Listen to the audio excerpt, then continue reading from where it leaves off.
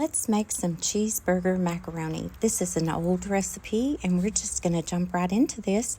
I'm starting out with 1 pound of ground turkey. You can use ground beef if you would like, but I'm allergic to it, so I have to use ground turkey. Once you've cooked most of the pink out of your ground turkey or your ground beef and drained the fat off of it, then we are going to add 1 medium yellow onion diced. I like to put a lid on mine because that helps to soften those onions, and we're going to finish cooking that ground turkey. Once your ground turkey is finished cooking and that onion has softened up, we are going to add 2 cups of water. Add 1 cup of elbow macaroni. And I found this whole grain elbow macaroni at Walmart this week. I was super excited. I hadn't seen this yet, but we really like to use the whole grain pasta.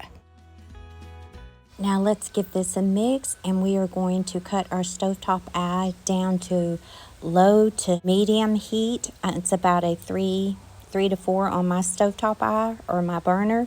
And put a lid on this, and we're going to let this cook for about 10 minutes or so. You can always cook your macaroni separately if you would like to, but I really like the one pot meal. You do want to keep an eye on this. You may even need to add a little bit more water to this. But once that pasta swells up and it's almost done and most of the water has evaporated out of it or cooked out of it, then we are going to add 1 can of diced tomatoes with basil, garlic, and oregano. Let's give that a mix, and then we are going to add about 1/4 cup of ketchup. And then you can salt and pepper to taste, but I just added pepper to this. Let's put a lid on this, cut your stovetop eye down to simmer, and we're going to let this simmer for about 10 minutes. After 10 minutes, cut that stovetop eye or your burner off, and we're going to add some cheese to this.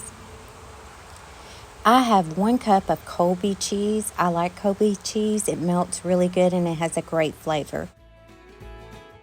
Now you could add 2 cups of cheese to this, but I set aside 1 cup of cheese because we like to top this with cheese as well. And voila, this is ready to be served. And y'all, this is so good with fried cornbread. Yeah, fried cornbread. Y'all go make you some.